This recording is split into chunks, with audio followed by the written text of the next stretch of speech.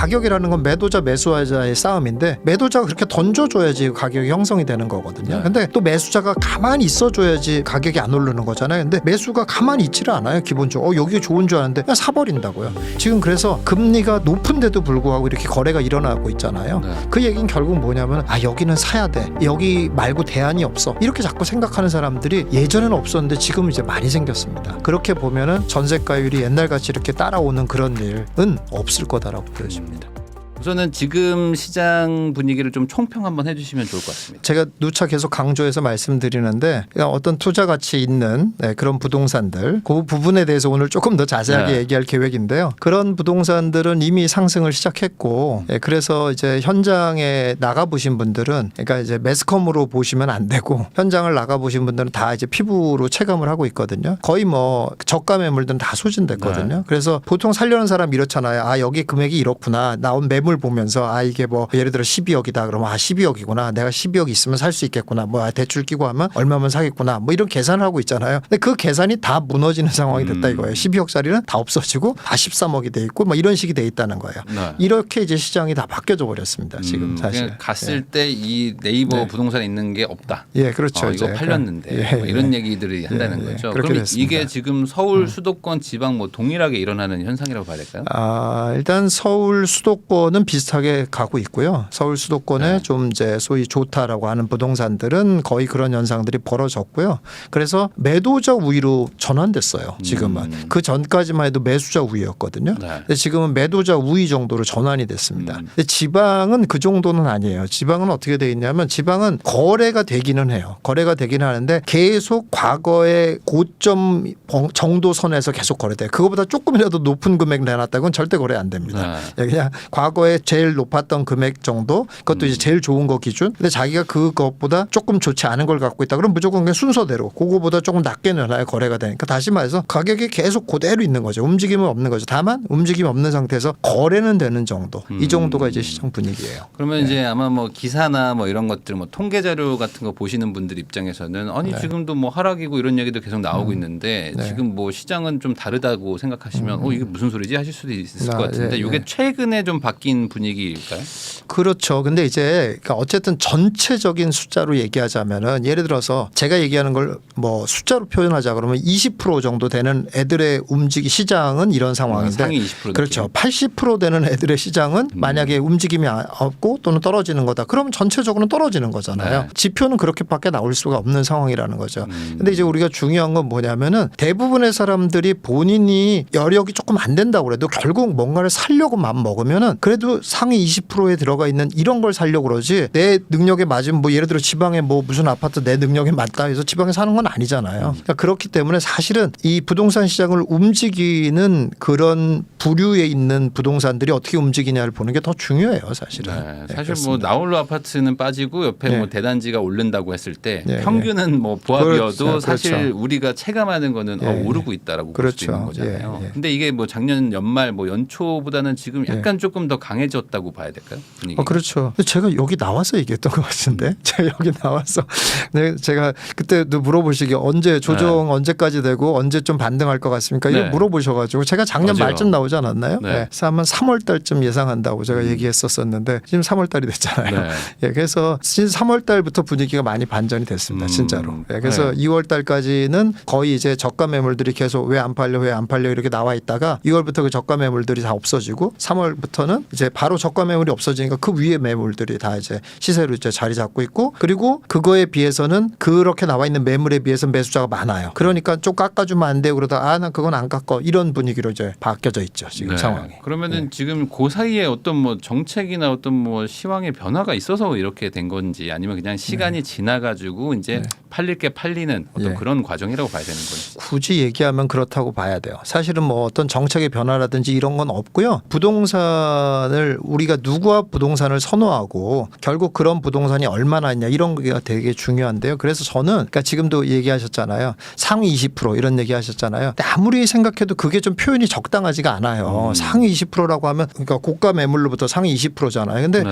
우리가 그렇게 하면은 정말 그야말로 서민들이라든지 이런 사람들은 다시는 투자 기회 기회가 없는 거잖아요. 그렇게 표현하는 건 좀 적당하지 않아서 제가 나름대로 뭐가 좋을까 해서 단어를 하나 만들어 왔어요. 예, 뭐냐면 단어가 투수대. 예. 투수대? 네, 투수대. 네. 특수대가 아니라 네. 투수대라고 네. 한번 만들어 봤어요. 그게 뭐냐면은 이 세 가지 중에 그러니까 말 표현을 이렇게 하면서 본인이 이거에 해당되는 부동산인가를 한번 생각해 볼 필요가 있다라는 네. 거예요. 그게 뭐냐면 투는 그냥 투자 가치가 있는 부동산인가. 네. 그러면 좀 여러 가지 생각이 들잖아요. 이런 건 투자 가치가 있는 것 같은데 이렇게 생각이 들잖아요. 수는 뭐냐면은 수요가 공급보다 늘 많은데. 네. 예, 이런 건가.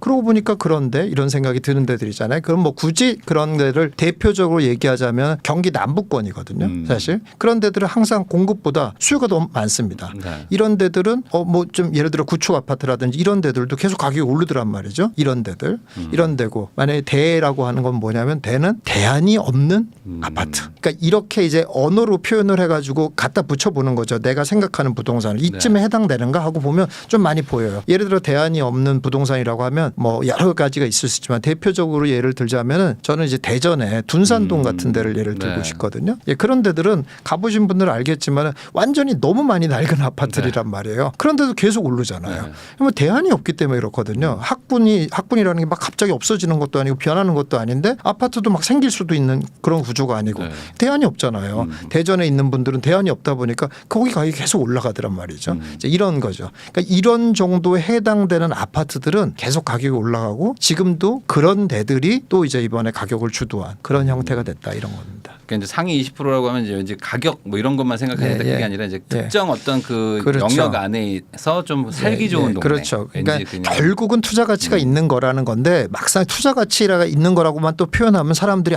난 투자를 잘 모르는데 이게 투자 가치가 있는지 없는지 어떻게 알아? 또 이렇게 생각이 들 수가 있단 말이죠. 네. 근데 이렇게 이제 말을 바꿔서 생각해 보면 이거는 그럴 수 있겠네. 여기 속할 수 있겠네. 이렇게 생각할 수가 있잖아요. 네. 그렇게 한번 생각해 보시라고 제가 한번 좀 이렇게 힌트를 드린 그러면 겁니다. 이제 서울 수도권에는 약간 그런 경향이 조금 더 강하고 지방은 뭐 약간 특정 지역에 조금은 있겠지만 아직까지는 그래도 살짝은 좀 이제 네, 예. 전 가격대 정도만 이제 왔다 갔다 예, 하는 전체적으로는 정도. 네. 그런데 이제 지방도 이제 좀 핵심적인 데들 또 특히 이번에 뭐 또 얘기도 나오고 있습니다만 하여간 좀 학군 위주의 네. 이런 곳들 그리고 또 이제 지방에 좀 핵심적인 기반 시설들이 좀 집중돼 있는 곳들 이런 데들은 이제 계속 완만하게 상승을 하고 있는 그런 상황이죠. 그러면 이제 아까 말씀하셨던 게 이제 시간이 지나면서 좀 거래가 된다 뭐 이런 어찌 보면 약간 자연적인 현상 같은 거라고 말씀하셨는데 그러면 이게 지금 거래량도 약간 좀 눌렸었던 게 약간 좀 1월 이후에서 약간 늘어나고 있는 추세던데 네, 예, 이게 예. 계속 좀 전반적으로 거래 활성화 쪽으로 좀 가는 분위기라고는 봐야 될까요?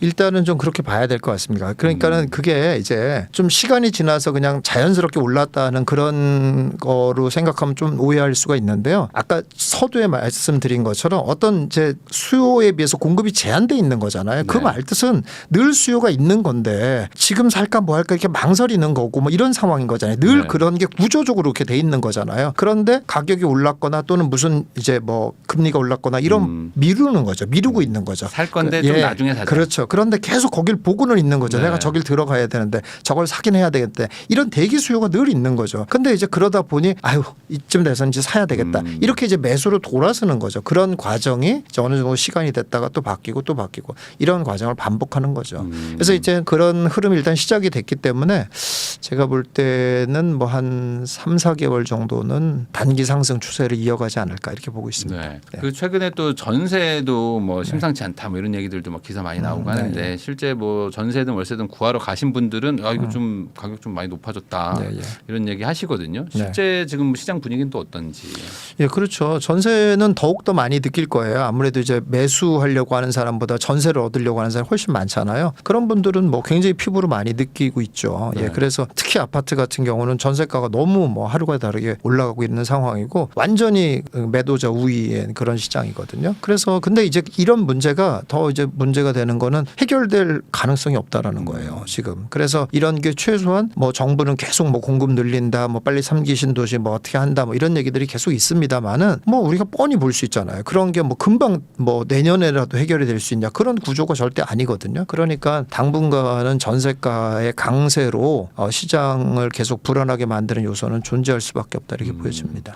그럼 보통 이제 전세가 오르면 뭐 월세는 좀 주춤하고 뭐 이럴 수도 있는데 지금 월세는 어떤 분위기인가요? 월세도 강세로 가고 있죠. 월세로 강세가 가는 이유는 또 오피스텔과 빌라가 이제 실현의 계절이거든요. 네. 그러니까 예전에는 그런 수요들을 빌라랑 오피스텔들이 많이 그래도 수용을 해줬거든요. 특히 이제 오피스텔 같은 거는 완전 이제 이제 적은 뭐 1인 가구 뭐 많이 해봐야 2인 가구를 수용했다고 하면 빌라는 사실 3, 4인 가구들도 많이 그렇죠. 수용했었거든요. 네. 근데 그게 완전히 지금 뭐 거의 많이 무너져 버렸거든요. 그래서 빌라 같은 경우도 전부 다 보증을 확 낮추고 월세로 전환하고 이런 식으로 많이 돼버렸단 말이죠. 이러다 보니 당연히 이제 월세가 올라갈 수밖에 없어요. 그러니까 사실 어떻게 보면 이런 게 이제 시장을 억지로 막 이렇게 만드는 거거든요. 그러니까 뭐 물론 그 취지는 공감을 해요. 전세 사기가 있어서는 안 된다. 이런 건 당연히 공감하는데 어쨌든 시장 가격을 막 억지로 눌러놓은 거거든요. 지금. 그러니 당연히 문제가 다른 데로 튈 수밖에 없는 상황이죠. 그러니까는 당연히 전세가를 눌러놔 버리니까 월세가는 지금 올라가고 있는 이런 상황이 되고 있죠. 지금 그 말씀하신 게 그 126%뭐 네. 공시가에 그거를 예. 지금 맞아요. 말씀하시는 거잖아요. 근데 지금 요번에 또 공시가격 발표났는데 또 빌라는 또 빠지더라고요.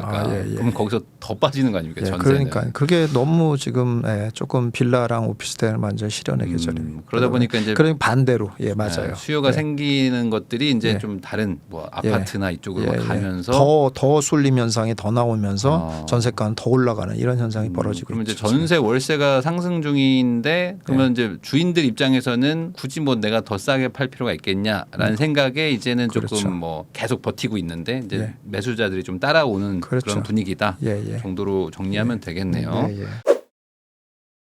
지금 촬영일 기준으로 이제 한 2주 정도 뒤면 이제 총선이 있는데 뭐 총선 지나고 나서 뭐 부동산 위기가 온다 뭐 이런 얘기도 있지만 또 반대로 이제 그때부터는 이제 좀 기다렸던 대기 수요가 뭐 결정을 하지 않겠느냐 전세를 가든 매수를 하든 하지 않겠느냐 뭐 이런 얘기들도 있는데 뭐 이 4월 뭐 좀 중순 이후로 약간 분위기가 뭐 바뀌거나 뭐 조금 더 강화될 어떤 그런 여지가 있을까요?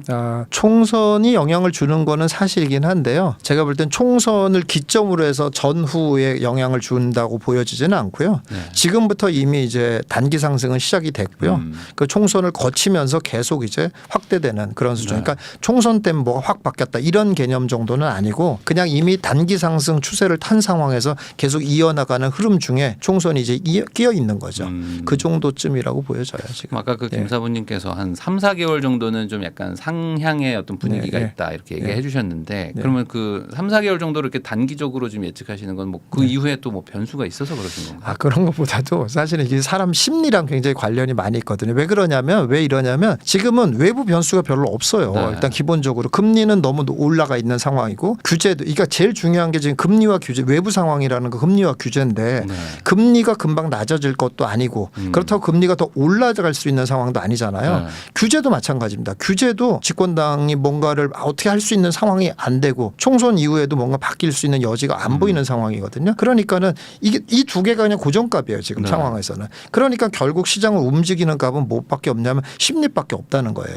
그러니까 심리는 근데 그 심리를 한번 잘 들여다보면 어떠냐면 매도자는 무조건 비싸게 팔고 싶어하고 매수자는 무조건 싸게 팔고 싶어하는 이 싸움이란 말이죠. 그런데 매도자 우위에 들어가 있으니까 매수자가 쫓아오긴 하는데 쫓아온다면 매도자는 어떻습니까? 더 높게 올리고 싶잖아요. 계속. 근데 그 쫓아오는 게 매수자가 한계가 오죠. 이제. 그렇지 않습니까? 계속 쫓아갈 수는 없잖아요. 그러니까 이제 한계 와서 저렇게 비싸게 난 못 사라고 한계가 오는 시점이 한 3, 4개월쯤 될 거다. 이렇게 보는 거예요. 잠깐 좀 온기가 돌고 다시 또 멈추고 또 이런 식으로. 멈추기는 하지만 이제 뭐 하락은 아니고 멈추는 거죠. 그냥 이렇게 거래가 다시 안 되는 거죠.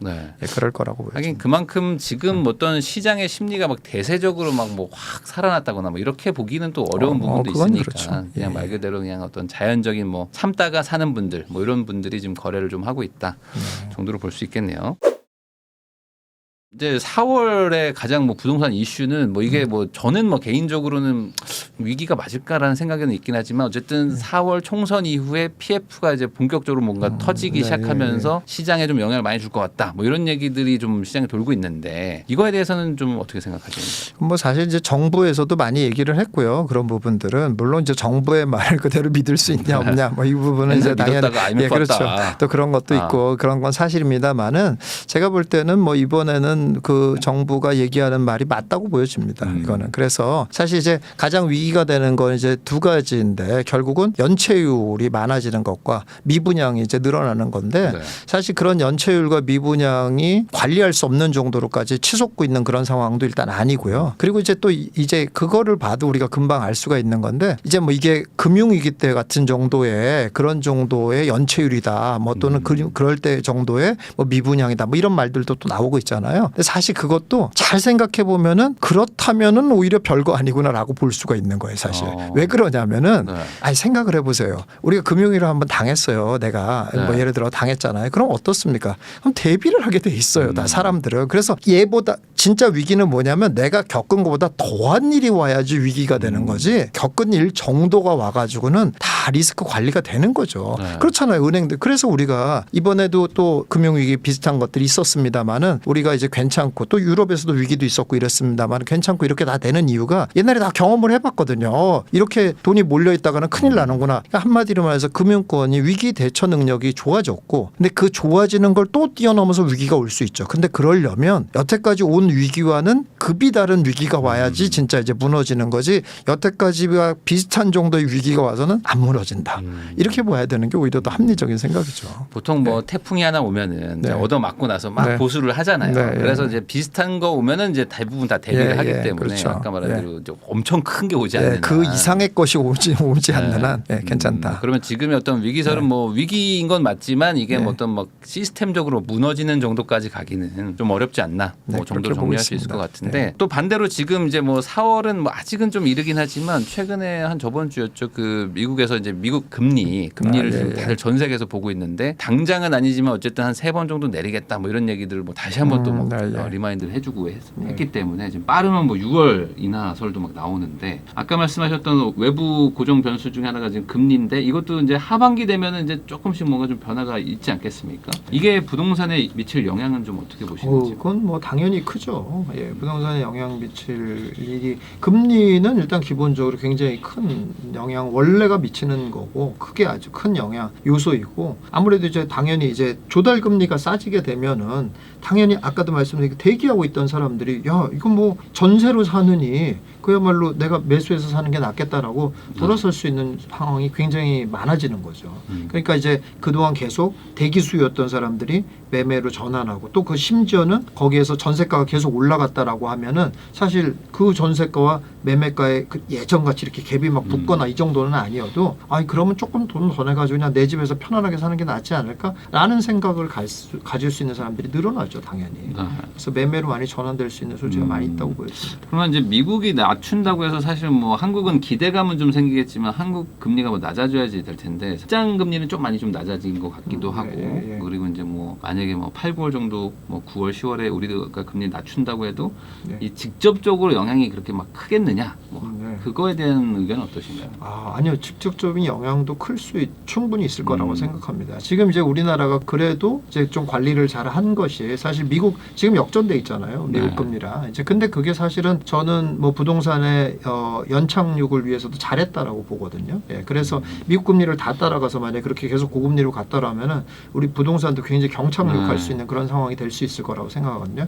근데 이제 또 특히 이제 담보대출 같은 부분만 특별히 사실 특별 우대금리를 지금 적용해 주는 거잖아요. 예, 그런 것들 이제 이런 것들이 계속 작용돼서 부동산을 연착륙시킨 거기 때문에 미국 금리가 낮아진다라는 건 심리적으로 전체적으로 그러니까 설령 안 낮아도 결국 낮아지겠구나라는 또 기대감을 얼마든지 불러일으킬 수 있는 거거든요. 그러니까 지금은 하여간 막 힘들게 억지로 막 금리를 낮췄다라고 하면은 그때쯤 되면은 이제 편하게 금리를 낮출 수 있는 상황이 되는 거야. 이런 이제 기대감을 준다라는 거죠.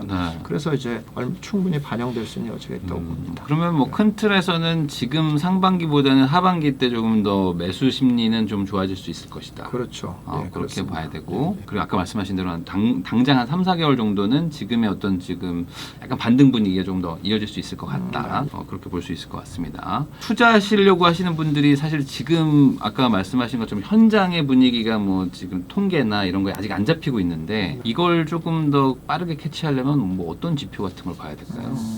기본적으로 이건 뭐 그냥 부동산을 뭐 살려는 사람들의 아주 그냥 기본 베이직 같은 이제 테크닉인데요. 결국 물량하고 가격이거든요.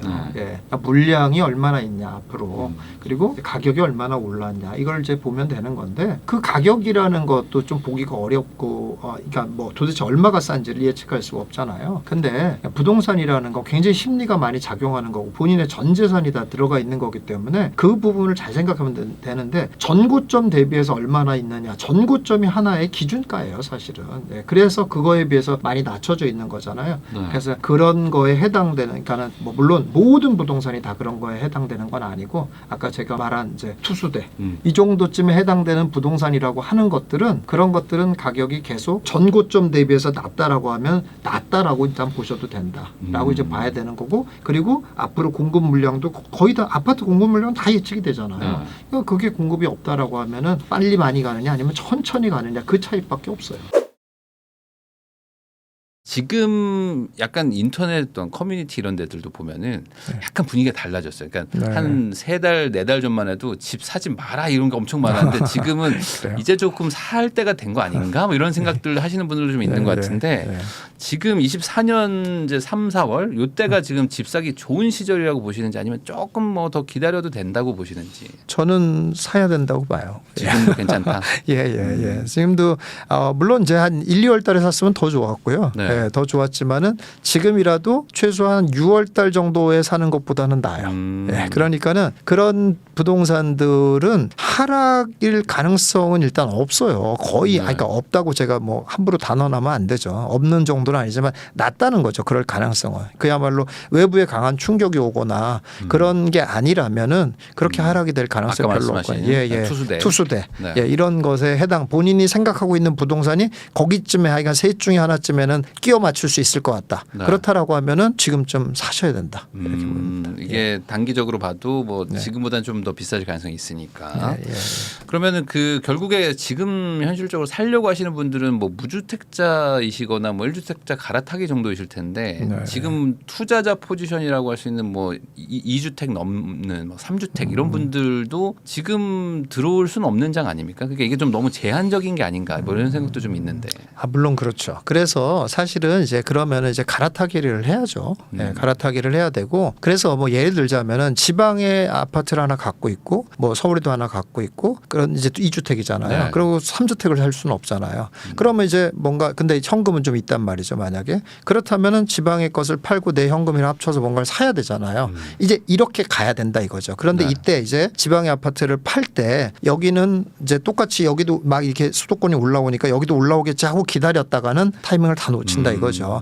거기서는 그냥 그야말로 직전 거래됐던 금액에 빨리 팔고 그리고 그 돈을 합쳐가지고 와서 조금 더 좋은 것들로 이제 갈아타기를 한번 시도를 해봐야 되는 거죠. 그래서 제가 예전에 뭐 제 유튜브에서 한 얘기입니다만은 신생아 특례 대출 같은 거 그런 게 나와가지고 그런 거에 해당하는 사람이 몇이나 되냐 그런 거 해당되는 지역이 몇 개나 되냐 막 이런 얘기들 막 있을 때 절대 그렇지 않다. 결국 이런 파급 효과가 올 수밖에 없다. 왜냐 예를 들어 그런 데가 노도광이라고 만약에 해보세요. 그러면 그 노도광에서 그 물건을 판 사람들은 팔았으니까 야 나 부동산 팔아서 돈 생겼구나 신났다고 끝나냔 말이죠. 그 돈 가지고 다른 데 산다 이거죠. 그러니까 당연히 순서가 시간이 걸리는 거죠. 이렇게 옮겨오는 데까지. 그러나 결국은 옮겨온다 이거죠. 그러니까 그런 생각을 해서 지금 이제 취득세가 크게 이제 바뀌어질 수 있는 여지가 지금은 당분간 없어 보이니까 좀 본인의 그런 자산 포트폴리오를 좀 바꿀 수 있는 노력들을 하는 게 좋은 때죠 지금. 그러면 오히려 지금 연초의 상승이 신생아 특례가 어느 정도 영향을 좀 줬다고도 좀 볼 수 있을까요? 그럼요.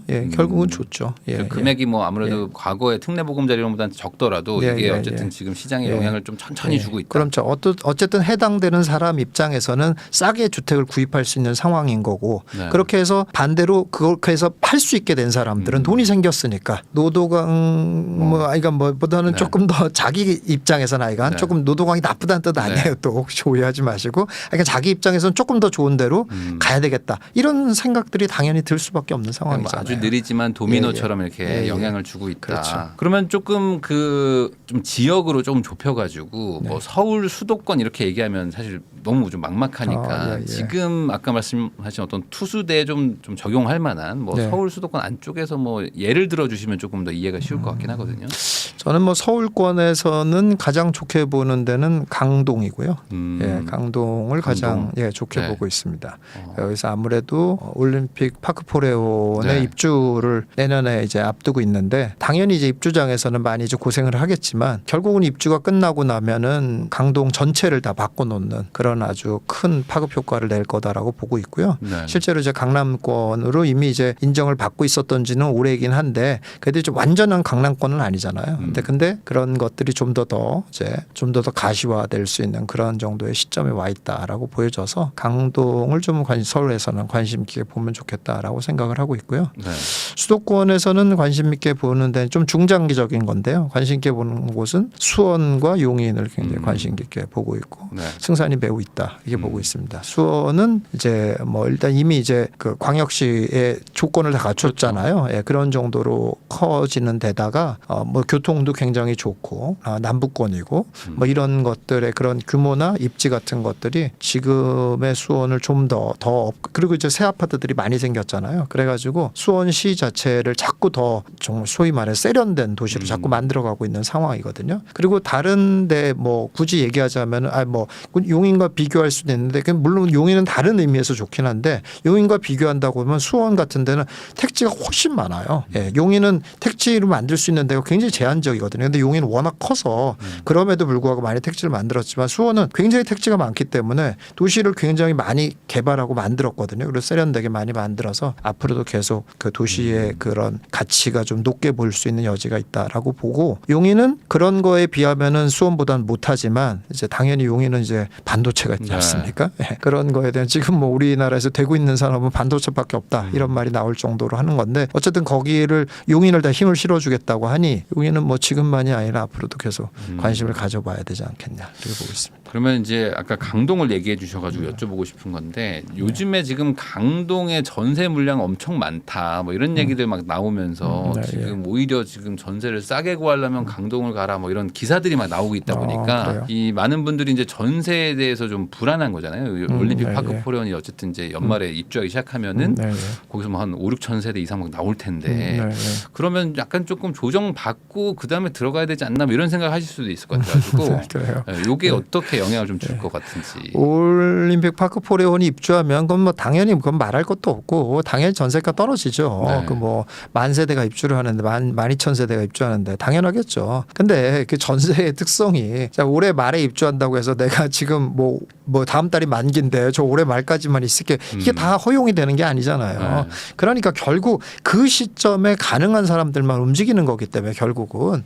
그게 이제 뭐 내가 그런 걸 생각해가지고 미리 이제 뭘 전략을 짜기에는 좀 적당해 보이지는 않고요. 그것보다는 결국은 전세가는 그렇게 될 수 있는 게 한 일시적으로 약세를 보일 거라고 한 6개월 정도 이 정도는 약세를 보일 거라고 보여지는데 그 이후로는 다시 뭐 당연히 늘 뭐 정석적으로 그러지만 반등을 뭐 빠르게 할 거다라고 그렇게 보고 있습니다. 그러니까 어차피 뭐 지금 사서 뭐 6개월 뒤에 파는 게 아니고 뭐 최소한 그렇죠. 2년 이상 가지고 계실 거기 때문에 그리고 좀 전에 지금 말씀하신 뭐 강동에 전세가 많다라는 말도 제가 보기에는 조금 한 달 전쯤 자료가 아닐까 이런 생각이 조금 되는데 제가 보는 바로는 그렇지 않고 제가 이제 알아본 바로는 그렇지 않거든요. 그런데 그게 이제 그런 말이 왜 나왔냐면 강동이 2019년에 왕창 입주를 했단 말이에요. 근데 걔네들이 2년 단위로 이렇게 계속 반복을 하잖아요. 그 2년 단위에 맞춰졌어요. 올해 그러니까는 작년 11월, 12월, 1월, 2월 요때까지 이렇게 맞춰졌거든요. 그게 그러니까 2년 단위로 맞춰질 때가 이렇게 돼가지고 몰려 있었어가지고 그때 이제 조금 전세 물량이 많이 있었다라는 말이 나온 거거든요. 근데 이제 그게 끝나가지고 지금 오히려 지금은 전세에도 강세로 돌아섰어요. 지금 강동. 그래서 이제 뭐 크게 걱정할 거는 아니다. 길게 봤을 때는. 그리고 이제 아까 말씀하신 것처럼 이제 수원 용인이 이제 뭐 반도체도 있고 뭐 네. 이제 나름 또 새 아파트도 들어가니까 좀 유망하게 보고 계신다 정도로 이제 말씀해 주신 것 같고요. 그러면 이제 아까 초반에 그 이제 강남이나 뭐 이런 아주 상위 어떤 지역들이 좀 가격이 좀 반등하고 막 이러고 있다고 했는데 네, 이제 네. 그게 사실 뭐 가장 극점에 있는 게 이제 강남 아니겠습니까? 강남구, 뭐 서초구, 뭐 네, 반포 이런데 네. 그럼 거기도 지금 분위기가 이렇게 좋은지 그리고 이제 그게 앞으로 점점 더 확대될 것 같은지 예, 예. 이것도 좀 궁금하실 것 같거든요. 예, 그렇죠. 그런데 이제 강남은 이제 토지거래 허가 때문에 토지거래 허가제들이 많잖아요. 되어 있는 데들이. 그러니까 일단 사두는 행위가 금지돼 있는 거잖아요. 네. 본인이 거주할 사람만 살 수 있다 보니 당연히 거래량은 줄 수밖에 많이 있을 수가 없어요. 구조적으로. 그러나 이걸 또 거꾸로 생각하면 이미 가지고 있는 사람 입장에서는 아주 급한 사람이 아닌 한 싸게 내놓을 아무런 동기가 없어요 또. 그리고 제가 뭐 다른 데서도 이런 얘기를 했습니다마는 그러니까 이미 똘똘한 한 채를 시작한 지가 꽤 됐거든요. 거의 한 2019년 정도부터 되어왔던 그런 하나의 사회 현상이 돼버렸기 때문에 지금 현재 강남에 집을 갖고 있는 사람은 이미 똘똘한 한 채인 사람들이 굉장히 많습니다. 거의 대부분입니다. 그러면 이 사람들이 이 똘똘한 한 채를 팔아서 어떻게 하겠냐는 거예요. 그리고 이 똘똘한 한 채를 싸게 팔 어떤 동기가 있냐고요. 네. 없다고요. 그러다 보니 거래가 잘 안 돼도 가격이 떨어지지는 잘 않는 그런 상황이 계속 이어질 수밖에 없습니다. 그래서 또 거래가 되면 또 결국은 계속 고점을 경신하는 이런 구조가 되어 있죠. 그러니까 과거에는 뭐 다주택자들도 있었지만 그거 뭐 다 그렇죠. 증여하고 뭐 네. 매각하고 했었으니까 네, 그런 게 이제 많이 정리됐죠. 그 네. 몇 년 동안 거의 다 정리가 됐죠. 그게 한 3, 4년 동안 계속 증여하고 막 예, 했으니까. 예, 예, 예. 그러니까 이제 가지고 있는 분들은 진짜 안 팔 사람들.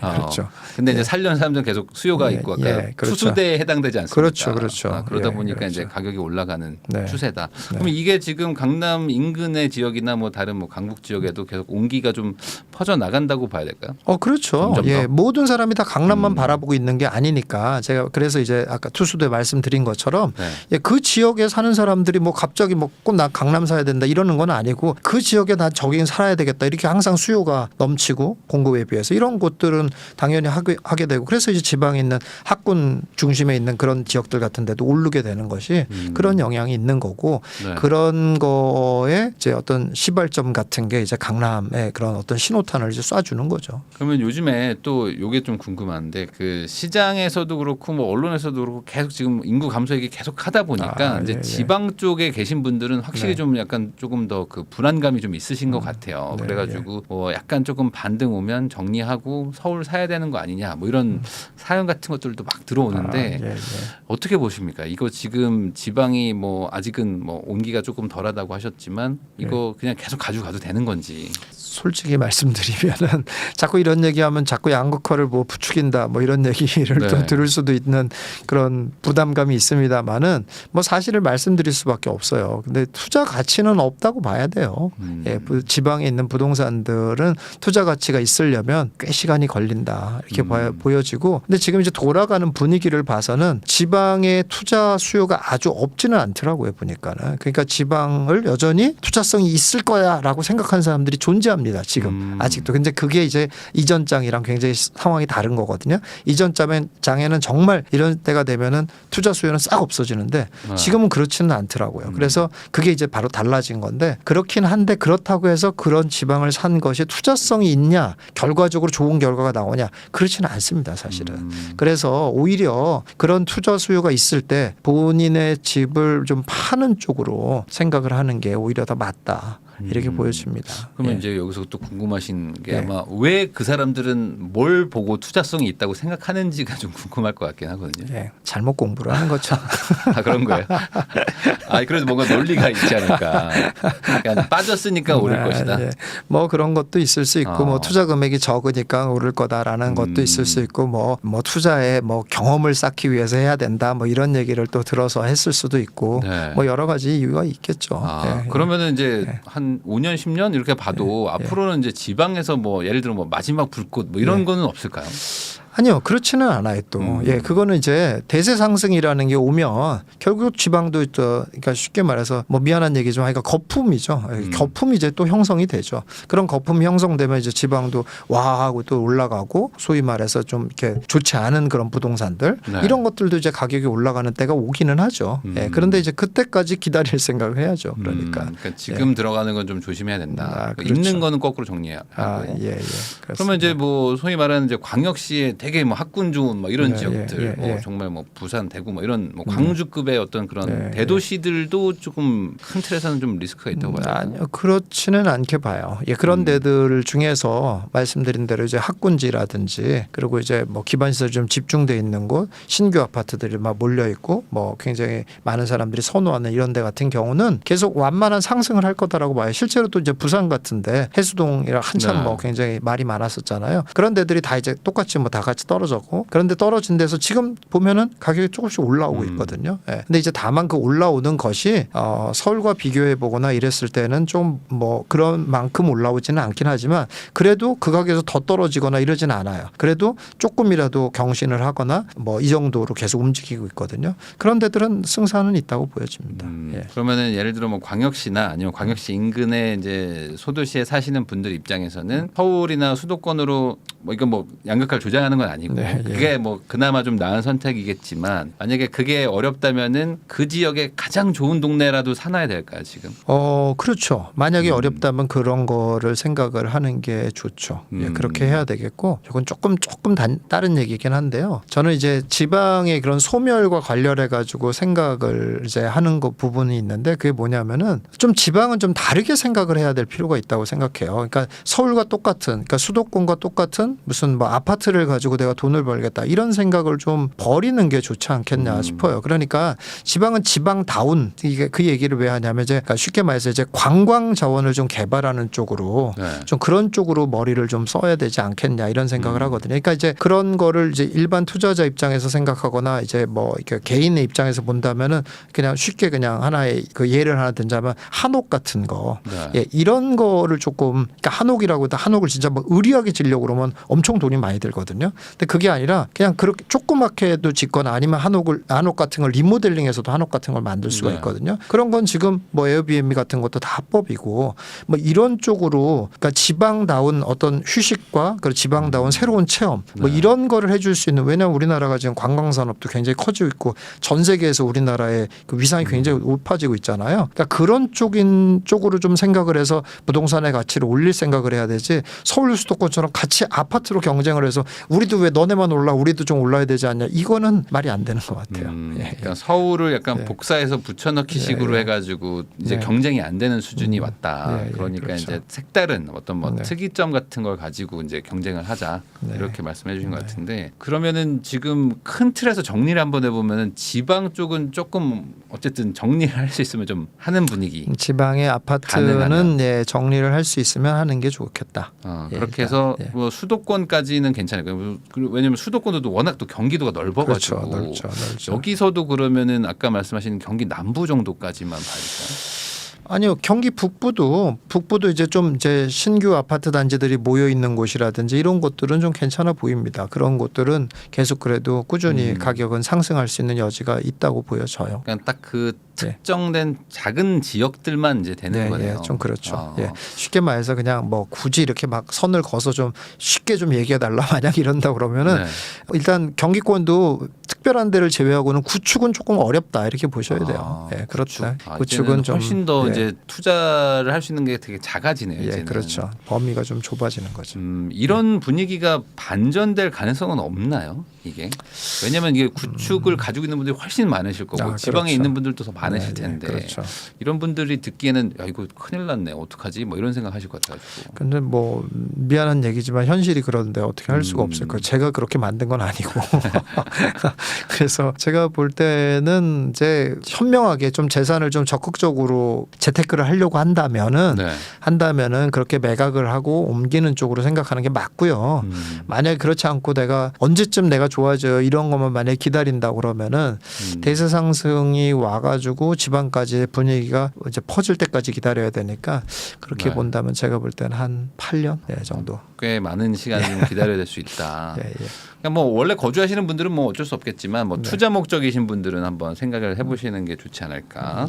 그러면은 이제 양극화가 이제 점점 더 심해져가지고 더 이제 핵심 지역은 막 가격이 올라가고 이제 핵심 지역이 아닌 곳들은 이제 가격이 내려가는 이런 식으로 이제 구성이 될 것 같은데 그거를 이제 약간 반박하시는 분들도 있거든요. 왜냐면 이제 그렇게 가기에는 이미 너무 높기 때문에 야. 여기가 고점이고 예, 예. 이제 그런 것들이 와도 결국에 인구 감소든 뭐 이런 경기 침체든 이런 것들 때문에 이제 내려갈 일만 남았다 이런 얘기도 하시는 게 있거든요. 네. 하락의 가능성은 뭐 없을까요? 그러니까 상급 지역의 하락 가능성. 별로 가능성이 이렇게 높지 않을 거다라고 보여지고요. 그렇게 이제 양극화 얘기를 많이 하는데요. 양극화는 사실은 우리나라만의 문제가 아니라 전 세계의 문제잖아요. 근데 그렇게 전 세계에서 우리나라의 부동산 위치를 한번 보면은 과연 그럼 우리나라의 부동산 가격이 전 세계의 양극화가 정말 심한 나라냐? 전혀 그렇지 않습니다. 예, 뭐 예를 들어 싱가포르, 홍콩 네. 이런 데랑 한번 비교를 해보세요. 미국도 마찬가지예요. 맨하탄 이런 데랑 비교를 한번 해보세요. 훨씬 높습니다. 예, 그 가격이. 그러니까는 사실 우리나라보다 훨씬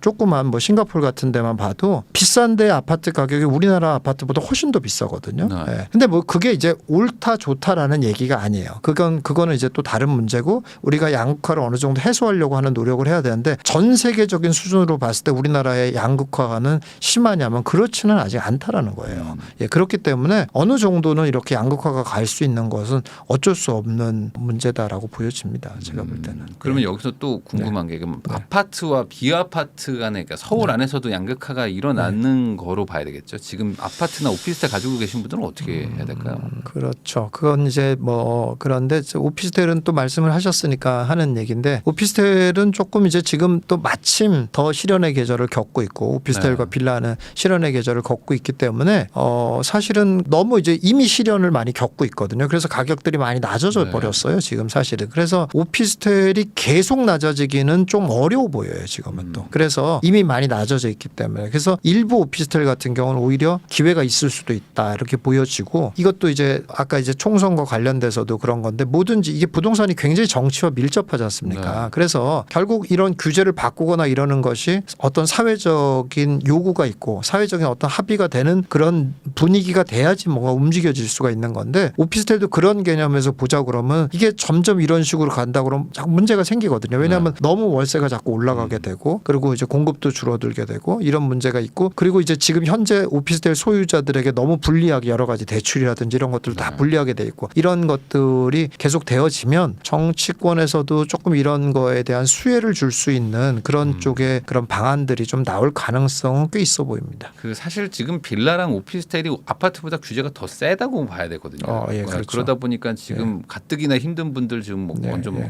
얻어맞고 있는 그런 분위기인데 맞아요.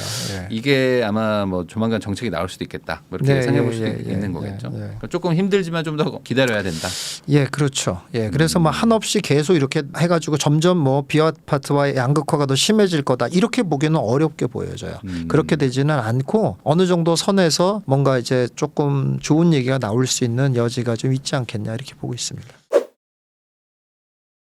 요즘에 집을 사시는 분들이 사실 지금 가격이 예전에 그 전고점에서 거의 뭐 비슷비슷한 가격대들도 막 사시는 분들도 많은 것 같은데 예. 지금 사는 분들의 심리는 그럼 뭐라고 봐야 될까요? 아니, 당연히 그분들은 이제 물론 이제 전세로 사느니 좀 돈 더 보태서 이제 집을 사자 이런 네. 분들도 당연히 있을 테고 그리고 또 정책 금리의 혜택을 받은 분들도 많이 이제 요새 매수에 참여했으니까 그런 분들이 있을 테고 대부분의 사람들은 결국은 뭐냐면 집값은 오를 거다라고 생각한다는 거예요. 그러니까 결국 그렇게 매수에 참여한 사람들은. 네. 근데 이제 매수에 참여하는 사람들이 꼭 많아야지만이 가격이 올라가는 게 아니라 적더라도 어쨌든 내가 지금 사는 것이 나중에 사는 것보다는 좀 더 유리할 것 같고 지금 안 사면 내가 더 높은 가격에 사야 될 것 같아. 이런 불안감이 생기기 시작했다는 거죠. 네. 소수 뭐 많지는 않다고 하더라도. 네. 근데 이제 그런 분들이 이제 움직이니까 가격이 올라가는 거거든요. 그러니까 그런 사람들은 결국 하여간 집값이 오를 거다라고 생각한다는 거죠. 예, 그러니까 지금 내가 이걸로 뭐 큰 돈 벌겠다 뭐 이런 걸 떠나서 내가 지금 뭐 10억에 사야 되는데 예. 뭐 예를 들어 조금 있다가 11억에 사면 억울하지 않냐. 그렇죠, 그렇죠. 약간 이런 예, 마음으로 예.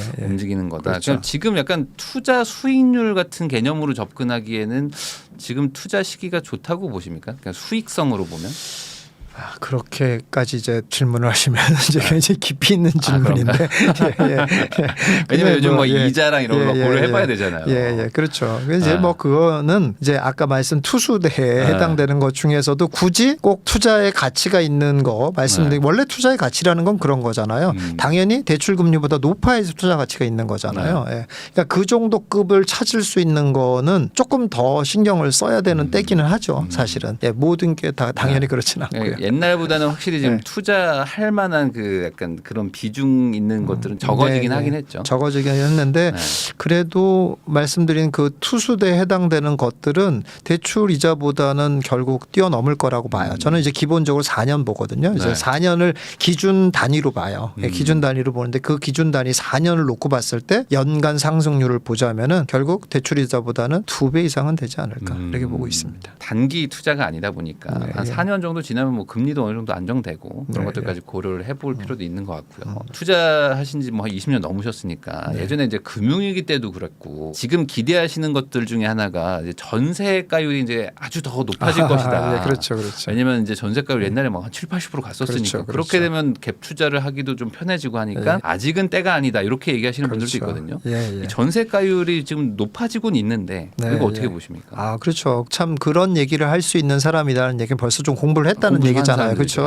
옛날에 어땠다라는 거 좀 공부 좀 한 거잖아요. 그렇죠. 그래서 아주 긍정적인 질문입니다만은 그럴 가능성 역시 매우 없어졌다. 이렇게 보여집니다. 과거와 같은 그 7, 80%는 안 된다. 그게 왜 그러냐면 사람들이 너무 똑똑해졌어요. 너무 똑똑해졌고 부동산 정보를 이제 너무 잘 알게 됐고 어디가 좋은지 이제 다 알아요. 기본적으로. 그러니까 쉽게 말해서 가격이라는 건 매도자 매수자의 싸움인데 매도자가 그렇게 던져줘야지 가격이 형성이 되는 거거든요. 근데 그렇게 되지 않고 또 매수자가 가만히 있어줘야지 가격이 안 오르는 거잖아요. 근데 매수가 가만히 있지를 않아요. 기본적으로 여기 좋은 줄 아는데 그냥 사버린다고요. 이런 상황이 돼버렸어요. 지금 그래서 금리가 높은데도 불구하고 이렇게 거래가 일어나고 있잖아요. 그 얘기는 결국 뭐냐면 여기는 사야 돼. 여기 말고 대안이 없어. 이렇게 자꾸 생각하는 사람들이 예전에는 없었는데 지금은 이제 많이 생겼습니다. 그래서 그렇게 보면은 전세가율이 옛날같이 이렇게 따라오는 그런 일은 없을 거다라고 보여집니다. 그럼 반대로 옛날에는 왜 그렇게 낮았었다고 보세요? 옛날에는 바로 그거예요. 정말 그때만은 정보가 없었다. 원색적으로 얘기하자면 무식해서 그래요. 무식해서 그러니까는 사람들이 그러니까 투자를 모르니까 그러니까는 이제 이렇게 가격 차이가 이렇게밖에 안 나도 매수자도 살 생각을 안 하는 거예요. 이제 우리는 끝난 거다. 이건 끝난 거고. 나라 망했다. 그렇게 생각을 하는 거예요. 이제 영원히 이렇게 간다. 뭐라든지 이렇게 생각하는 건데 조금만 생각하면 다 알 수 있는 거거든요. 왜냐하면은 그러니까 서울에 일단 내 집을 갖고 있는 사람이 50%밖에 안 된다니까요. 그렇게 너무 당연한 뻔한 사실이 이렇게 딱 눈앞에 있는데도 그런데 그 50%는 영원히 세입자로 살 거야. 이렇게 생각한다는 게 얼마나 바보 같은 생각이에요. 그런데도 그렇게 생각을 하는 거예요. 그냥. 그랬던 건데 지금은 이제 다시 생각해 보면 그건 상식적으로 말이 안 되잖아라는 걸 이제 다 알게 된 거죠. 근데 옛날에는 그런 거를 공부할 때도 없고 뭐 알 때도 없고 누가 얘기해 주는 사람도 없고 다 이런 거죠. 그래서 그랬는데 지금은 이제 완전히 바뀌었죠. 오히려 지금 이제 10년 전에 있었던 일들을 다 알고 있기 때문에 그런 일은 역설적으로 일어나지 않을 것이다. 그러면 지금 전세가율이 막 높아지고는 있는데 이게 꽤 높아진 상태로 봐야 될까요? 여기서 더 가기 힘들다면? 물론 이제 일부들은 더 갈 수 있다고 보여져요. 뭐 구축 아파트 같은 경우는 뭐 80%도 넘어가고 이런 경우도 지금 있고 이미 더 갈 수도 있는 여지도 있다고 보여지는데 일반적으로 보자 그러면은 우리가 좀 눈여겨보는 아까 말씀드린 투수대 정도에 해당되는 그런 물건들이라면 55%에서 60% 정도 사이면은 굉장히 괜찮은 수준이다라고 봐야 되는 게 맞다고 보여집니다. 그 정도면은 이제 투자를 할 만한 어떤 그렇죠. 그 더 기다리지는 말아야 된다. 그 정도면은 그렇게 올라가면 또 누가 사버리니까. 왜냐하면은 지금 강남 같은데 아파트가 한 45% 정도 선이거든요. 그렇게 정도 선이니까 일반적으로 웬만큼 우리가 알고 있는 아파트들이 전세 비율이 지금 50% 정도 선이거든요. 그러니까는 그거보다는 강남 아파트는 아니라고 한다고 하면은 한 55% 뭐 이 정도 되고 일부 몇 개는 새 아파트인데도 한 60% 정도 나오는 데까지도 있거든요. 그런 정도라면은 굉장히 매력적인 수준이다 이렇게 봐야 될 것 같습니다. 그러면 요즘에 또 하나 상황이 좀 안 좋다. 뭐 사람들이 좀 약간 뭐 걱정하고 있다라는 부동산 분야가 뭐 재건축 재개발 뭐 이쪽이 있는데 이 재건축 재개발 쪽을 계속 째려보고 있는 분들이 좀 있어요. 왜냐하면 이게 결국에 좋아질 거라고 생각하는 분들도 있으니까. 근데 또 반대로 얘기하면 이거 당장은 한 몇 년간은 보다는 지지부진할 것 같다는 걱정도 네. 있고 네. 좀 김사부님 보시기에는 이걸 좀 어떻게 봐야 될까요? 제가 볼 때는 재건축 재개발 문제는 다시 풀어질 거다라고 보고 있습니다. 왜 그러냐면 역시 마찬가지예요. 그 대안이 없어요. 아니 재건축 재개발 이렇게 다 무너지면은 뭐 어떻게 공급을 하겠다는 얘기예요 지금. 말이 안 되는 대안이 거잖아요. 없죠. 예, 그러니까 근데 무너지는 이유가 결국 뭐냐면 결국 추가 분담금 때문에 그런 거거든요. 추가 분담금이라는 결국 건축비 때문에 그런 거고 그렇잖아요. 근데 이 문제를 해결할 수 있는 너무 쉬운 묘수가 있잖아요. 그게 뭐냐면 결국 일반 분양가 올려버리면 되거든요. 네. 그냥 그래 건축비 이렇게 올라갔으니까 그럼 일반 분양가 더 높게 올려가지고 그냥 분양해 그렇게 허용해 줄게 이러면 아주 간단한 문제거든요. 근데 그러려고 하면 이게 다 정치랑 연결이 돼 있다 보니 그러려고 하면은 좀 분위기가 좀 계속 아이고 죽겠어 이런 얘기가 다 나와야 그러면 우리가 일반 분양가 그냥 올려서 분양하는 것도 허용해 줄게라고 해야지 아무 문제가 없거든요. 그래서 그런 과정 중에 있는 거다라고 보여집니다. 그래서 결국은 해결은 물론 이제 금리가 낮아져서 원자재 가격이 좀 떨어져 가지고 만약에 그렇게 돼 가지고 뭐 건축비가 좀 낮아지는 것도 해결책이 있을 수 있겠지만 결국은 일반 분양가를 조금 더 올릴 수 있는 여지를 주어서 결국 재건축 조합원들에게 적절한 이득 그리고 건설사한테 또 적절한 이득들이 만들어지면서 사업이 진행될 여지가 있겠다. 이렇게 풀어질 가능성이 높다 이렇게 보여집니다. 근데 이제 그런 건 있지 않습니까? 이제 분양가를 높인다는 거는 그래도 이제 사람들이 분양을 받을 때 어떤 기대감이 이제 낮아지는 건데 높아지면. 근데 옆에 뭐 구축이 뭐 준신축이 한 10억인데 나만 막 16억에 분양할 수도 없지 않습니까? 예, 물론 그래서 이제 그렇죠. 어느 정도 주변 가격이 좀 올라와줘야지 분양가도 좀 납득이 될 텐데. 예, 그렇죠. 그럴 분위기가 아니다. 그렇기 예, 때문에 이게 사업이 안 될 것이다. 이렇게 예, 볼 예. 수도 있지 않습니까? 근데 그렇게도 어려워요. 그렇게 보기도. 왜 그러냐면 지금 뭐 이미 뭐 예를 들어 광명에 뭐 고가로 분양한 것들 뭐 이런 것들이 완판됐다라고 막 많이 나오지 않습니까? 근데 완판으로 끝나지 않는다니까요. 이제 완판돼가지고 입주하면은 그보다 더 올라가요. 네. 이제 그러면서 이제 구축이 가격을 형성하는 게 아니라 이제 신축이 가격을 이끌어가는 거죠. 그렇게 되면은 분양가는 거봐 신축이 가격이 이만큼 한데 우리는 더 신축인데 그보다 더 높게 분양해도 되는 거 아니야? 이런 이제 공감대가 이제 만들어질 수 있는 여지가 만들어지죠. 그러니까 결국은 가격이라는 것은 가격의 기준이라는 건 구축 기준이 아니라 신축을 가격 기준으로 가기 때문에 그런 이제 분양가를 높게 분양해도 된다라는 어떤 공감대가 만들어질 소지가 많이 있다 이렇게 그만큼 보여집니다. 또 신축이 부족하니까 네, 신축이 가격을 리드한다. 이렇게 그렇죠. 볼 그러니까 수도 뭐 있겠네요. 쉽게 말해서 이런 공식도 얘기 많이 했거든. 저도 이제 많이 강의하면서 그런 거 많이 했는데 예를 들어 구축과 신축의 갭이 있잖아요. 이게 몇 프로 정도냐. 그럼 연수에 따라서 뭐 10%, 20%, 30% 이랬단 말이죠. 근데 그게 정석적으로 이렇게 쭉 가격이 형성이 돼 왔어요. 근데 이게 언제나 변하지 않는 정석이라는 법은 없는 거거든요. 여태까지는 이런 추세였다는 것뿐인 거지. 이게 갑자기 40%, 50%가 적당해. 이럴 수 있는 거거든요. 얼마든지. 그런 식으로 갭도 더 벌어질 수 있는 상황이다라는 겁니다. 그러면 오히려 지금 재개발이 뭐 프리미엄도 많이 좀 빠지고 이런 분위기인데 이거 언제 되겠냐라는 그 막막함 때문에 좀 지금 지지부진한 거라면 오히려 지금 그런 거를 한번 고려해 볼 수도 있을까요? 분위기로 봐서는 한 올해 말쯤 말쯤은 가야지 좀 풀어질 수 있다라고 보여지거든요. 예, 그러니까 그만큼 미안한 얘기지만 재개발 재건축은 한 올해까지는 조금 더 고생을 좀 더 해야 그래야 조금 더 공감대가 형성이 돼서 안 되겠다. 이건 좀 풀어줘야 되겠다. 이런 이제 정치권의 그런 생각이 들 수 있는 정도의 시점이 아닐까 이게 보여집니다. 그래서 지금보다는 한 올해 말쯤 들어가도 괜찮지 않겠냐 이렇게 보여집니다. 최근에 그 기사도 하나 났더라고요. 이제 잘 안 되는 용적률 이미 높은 재개발 재건축에 추가 용적률 줘가지고 조금 더 뭐 인센티브를 주겠다. 그러니까 그만큼 정부는 어떻게든 요거 한번 재개발 재건축을 하긴 해야 되는데 빨리 이것도 공급을 대안이 해야 없으니까. 되는 상황. 이게 공급을 계속 안 하면 계속 전세가 올라가니까 공급해야죠. 그러니까 이게 거꾸로 역설적으로 투자 기회로 볼 수는 있네요. 근데 이제 타이밍을 조금 더 기다려봐야 되지 않을까. 제가 볼 땐 그렇습니다. 재건축 초과이익 환수제 뭐 이런 것들도 혹시 해결이 좀 될 거라고 보세요? 이게 없어지지 않으면 재건축이 안 될 텐데.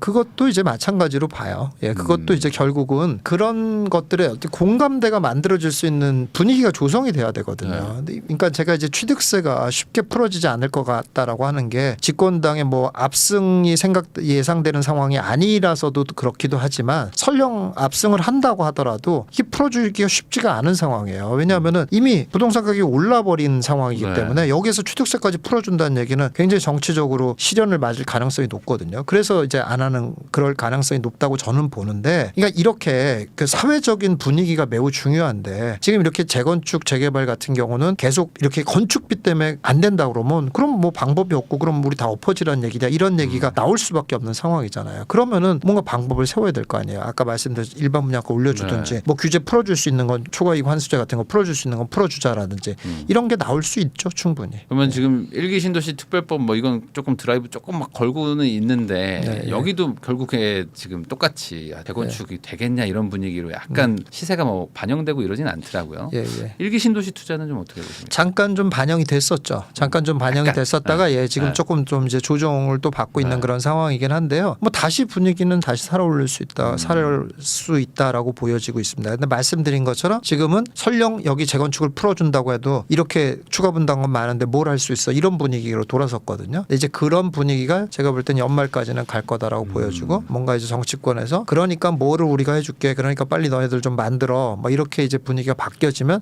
다시 이제 붐이 일어날 수 있는 그런 소지가 있다고 봅니다. 내년도 전세가 많이 오를까요? 지금 지금으로서는 입주 물량 없다 예, 이런 예. 얘기가 나오니까. 대안이 없습니다. 미안한 얘기지만 네. 네.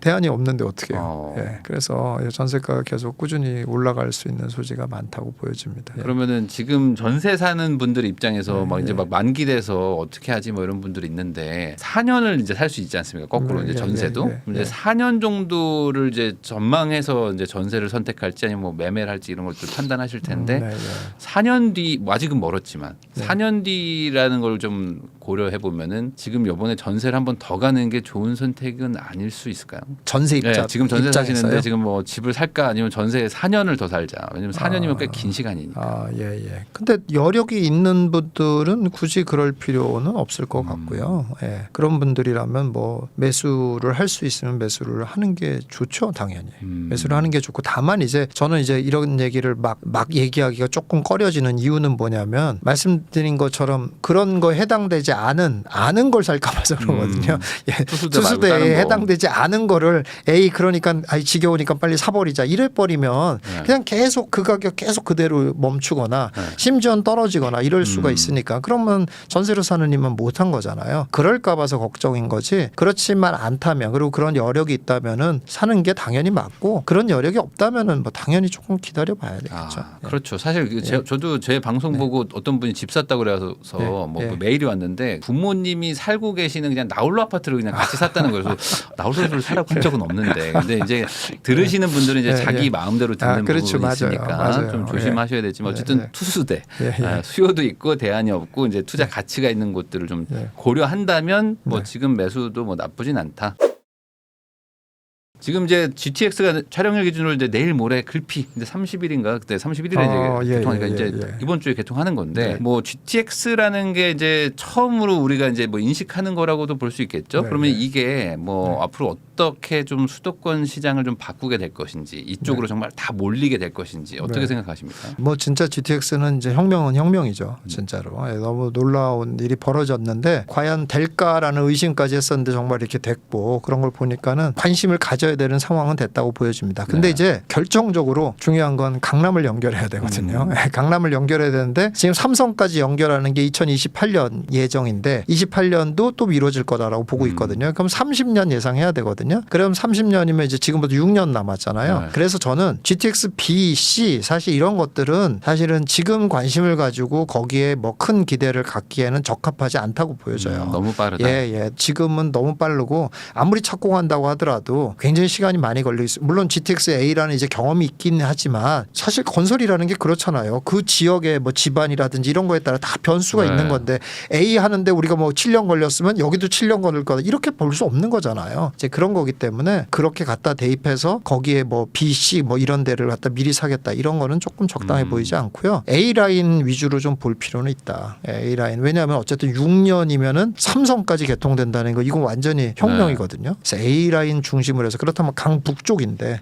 근데 남쪽은 이제 동탄이 이제 지금은 끝이잖아요. 동탄에서 이제 오는 게 동탄에서는 이미 수서까지 연결되는 하나 더 연결되는 거니까 그렇게 뭐 파급 효과가 아주 클 것 같지는 않고 북쪽 라인에 삼성과 연결하는 게 2030년이니까 네. 그쪽 라인의 것들은 한번 관심을 가져볼 필요가 있다. 지금 BC 쪽을 미리 선점하겠다 하시는 분들도 있거든요. 왜냐하면 그게 한번 호재가 있었을 때 가격이 막 올라갔던 걸 보여줬었으니까 거기 미리 좀 들어가서 뭐 좀 소위 말하는 오래 있어보자. 오래 있어보자 이런 분들이 있는데 그렇게 하기에는 좀 투자 가치로 따져봤을 때 좀 애매한가요?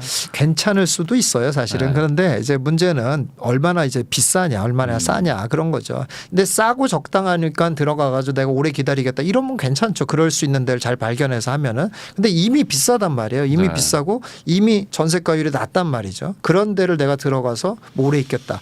이거는 사실은 조금 기대만큼 큰 이득을 내기는 좀 어렵지 않겠냐 이렇게 보여집니다. 그러면 지금 심플하게 만약에 뭐 같은 돈을 가지고 경기도권의 신축을 살지 아니면은 뭐 그래도 좀 서울에 약간 구축을 살지 이런 거 고민하시는 분들 항상 있지 않습니까? 그렇죠. 지금 어떤 24년 3월 기준으로 봤을 때 뭐 어떤 게 조금 더 뭐 나을까라고 좀 보실 수 있을까요? 그렇죠. 그 참 근데 정말 단순 무식한 질문이지. 맨날 그걸로 VS 여쭤보시거든요. 수도권 신축 그렇죠. 살까요? 서울 구축 살까요? 그렇죠. 그렇군요. 그렇죠.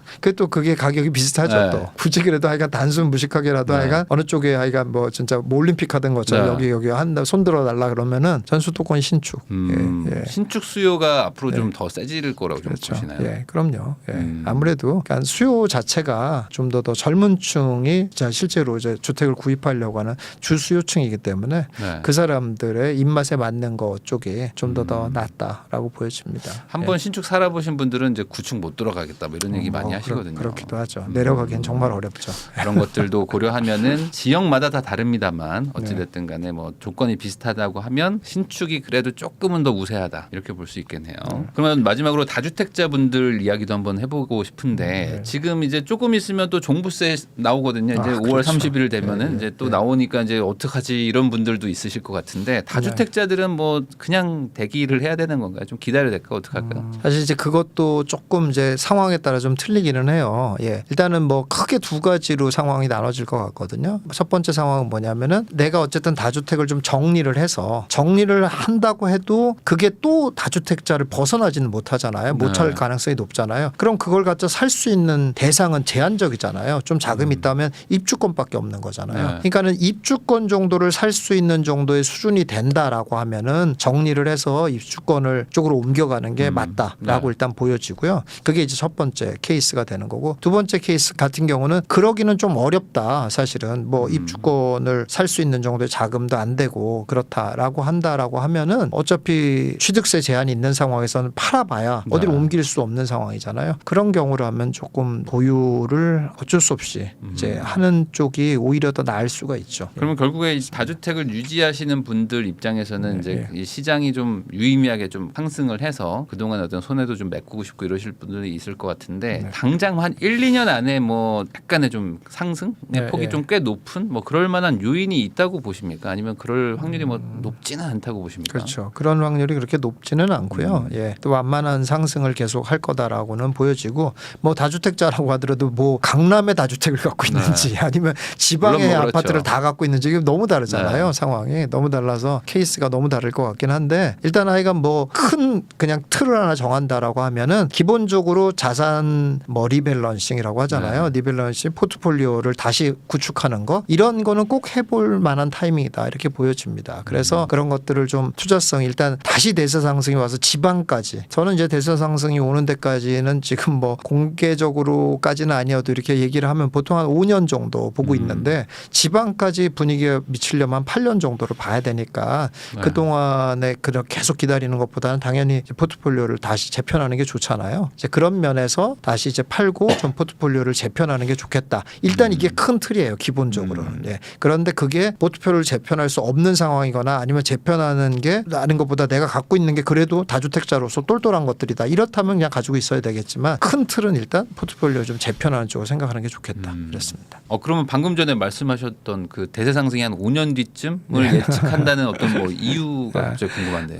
그거는 이제 뭐 전체적으로 여태까지 부동산 사이클을 보고 그리고 이제 거기에다가 제가 이제 플러스 플러스 지금 이제 시장이 좀 바뀌어졌다라는 변수를 좀 감안해서 제가 계산한 거예요, 사실. 그래서 이제 약간 보수적으로 예측한 거거든요. 그것도. 네. 그러니까는 일반적으로 이제 부동산 사이클이라는 건 여태까지 쭉 되어 왔잖아요. 근데 사이클이 늘 일정하지는 않잖아요. 근데 이제 그럴 때마다 예를 들어서 뭐 IMF 때 같은 때도 원래 사이클상에는 원래 97년도가 상승하는 타이밍이었는데 IMF가 오는 바람에 오히려 하락을 했는데 뭐 이런 변수들이 있는 거잖아요. 근데 이제 그런 거를 이제 감안을 해야 되는데 일반적으로라면은 뭐 가장 고점 찍고 다시 고점까지 올라오는 기간이 얼마인가 뭐 이런 거 계산을 해본 거예요. 그런 거 계산해 봤을 때 지금 상황에서 봤을 때는 지금 시점으로부터 한 5년 정도 있으면 다시 본격적으로 상승하는 때가 올 거다라고. 거기에 참 변수 하나는 외부 변수는 당연히 제가 모르니까 네. 모르고 거기에 이제 변수 하나는 또 이제 아까도 말씀드린 것처럼 일단 시장 참여자들이 매우 똑똑해졌다. 네, 매우 똑똑해졌기 때문에 그런 그 증거들이 아까 그런 거거든요. 네. 그 지방의 부동산 같은 거도 투자하려고 하는 사람들이 있고 그건 똑똑해서 투자한 건 아니지만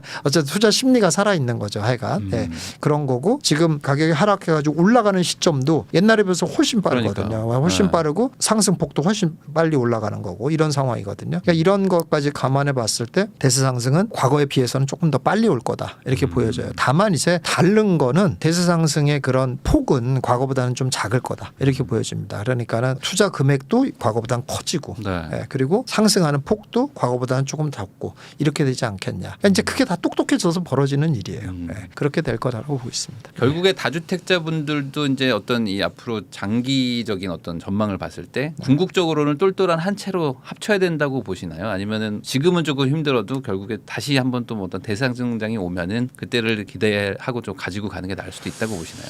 아니요, 무조건 똘똘한 한 채가 좋다고 보지는 않아요. 그래서 약간 이제 주택 수를 좀 어느 정도 갖고 있고 그런 게 이제 보유하는데 별 지장이 없는 사람이다라면 보유하는 게 좋죠, 사실은. 예. 근데 막 무리해서 늘릴 건 아니지만 이미 다주택자다라고 하면은 말씀드린 것처럼 이렇게 좀 더 강한 애들로 이렇게 포트폴리오를 변경하는 건 좋지만 꼭 굳이 그 수를 갖다가 내가 줄여서 똘똘한 한 채로 최종적으로 가야 되겠다. 이럴 필요까지는 저는 없다고 봐요. 왜냐면은 이제 예. 똘똘한 한 채 분위기가 이제 몇 년이 이어지다 보니까 네. 좋은 거는 결국에 또 비싼 한 채. 근데 이제 이거를 살 거를 쪼개가지고 두 개를 살라니까 조금 안 좋은 거 두 개 사는 거 아닌가 이런 생각하시는 분들도 있을 것 같아요. 예. 그런데 그게 사실은 이제 또 한 가지 또 생각해야 될 게 있는데요. 이거 조금 어떻게 보면 완전히 다른 식의 접근이긴 한데 우리가 결국 돈을 벌려고 하는 것이 사실 최종적인 목적은 결국 내가 인생을 좀 행복하게 살기 위해서 네. 벌려고 하는 거잖아요. 근데 그런 행복과 꼭 똑같이 이렇게 같다라는 등식이 성립되는 건 아니긴 합니다만은 기본적으로 돈이라는 게 좀 이렇게 내 주변에 있어줘야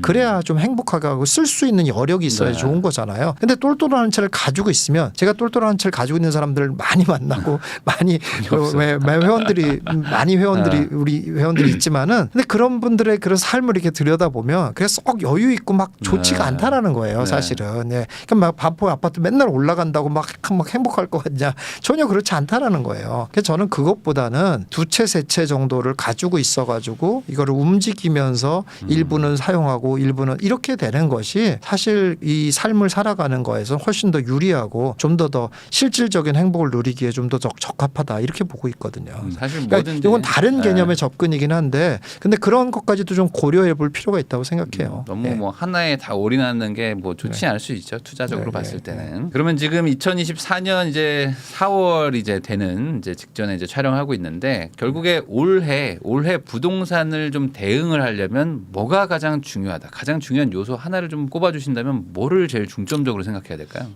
뭐 역시 전세가라고 보고 있습니다. 예, 전세가가 상승한다라는 것은 결국은 매가를 밀어 올린다. 근데 이제 그게 누구는 매가를 이제 밀어 올리지 않는다 이런 네. 얘기도 있고 아직도 우리가 전세 과거 데이터 보면서 멀었다 뭐 이런 얘기도 하려고 이런 분들이 있지만은 실제로는 그러기는 어렵다. 결국 전세가가 올라간다는 얘기는 매가를 자극할 수밖에 없는 상황이고 예전과 달라졌다라는 걸 좀 적용을 시켜야 된다. 지금은.